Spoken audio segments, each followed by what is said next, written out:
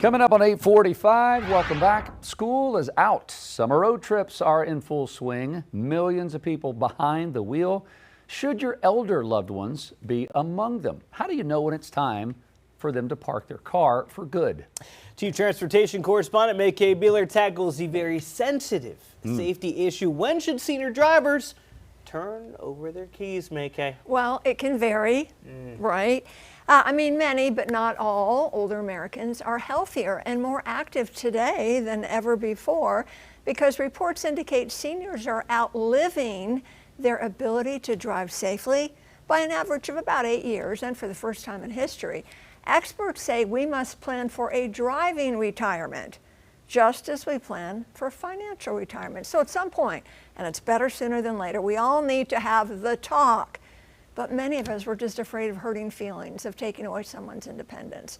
Many adult children, maybe you have experienced this firsthand, typically an aging parent or grandparent insists on driving even though they have age-related or medical issues that limit reaction time, their vision, mobility, ability to think quickly. They get in minor fender benders, they drive too slow, they miss stop signs, they annoy motorists. Well, many times family members don't take away the keys until something scary or tragic happens. Seniors are more likely to be injured or killed in a crash due to age-related fragility. Yeah, you're not wrong. This is a very sensitive subject. So at what point, when do we know for sure to have the hard conversation to either limit or altogether take the keys away? All right, so if you even think, if you're even wondering, are they still safe? It's time. Okay, they're not going to be the ones to bring it up, more than likely. After all, they've been driving for decades. This is freedom to come and go as they like. It's a privilege they're not going to easily surrender. Okay, are there any things you should be looking out for? Some warning signs that grandma or grandpa, mom, dad, maybe, not so sharp anymore? Yeah, all right, so according to AARP and AAA, here we go. Warnings of unsafe driving, delayed response to unexpected situations, easily distracted. This is a big one. Decrease in confidence, increased anxiety, difficulty in lane changing, moving into or maintaining the correct lane of traffic, hitting the curb. They keep driving over the curbs, getting scrapes or dents, as I mentioned earlier, hitting the garage, the mailbox, driving too fast or too slow for road conditions, getting lost or disoriented, mild cognitive impairment.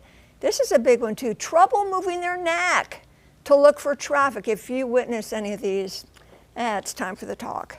Yeah, and that's not always an age issue. I mean, you could have neck issues in your 40s or whatever. It's similar to we were talking about air traffic control. It's all about the time, whatever, not what age, it's can you qualify for these certain things. Exactly. Okay, so what's the solution if you see some of those? All right, so drive them yourself if you can. I know a lot of us work, we can't do that. But there's like Ubers or Lyfts for seniors. So that's great. Just get them in an Uber or a ride share. AAA has courses, senior driving defensive courses. That may help. If you know they're in bad shape and you're afraid to talk to them, have their doctors deliver the bad news. Hey, Sally, it's got to stop. There you go. You don't have to be the bad guy, make the doctor be the bad guy. Okay, so what happens if they have to renew their driver's license? No. No. Just don't let them? Nope. No. All right, see the Department of Motor Vehicles website for senior drivers in North Carolina. Now, if they need to renew, frequency is every 5 years for 66 and over, every 8 years for under 66. Got to do a vision and a traffic sign recognition test. You may need a medical review. So the NCDMV, they have a medical review unit to assess cases where certain medical conditions may affect driving. Seniors may even need a note from their doctor. So let's say they want to renew, they're not up to it, but you can take them and let the DMV know. Well, and I've heard these conversations from the older individuals, and they're like, well, you're not my doctor. What do you know? You're just whatever.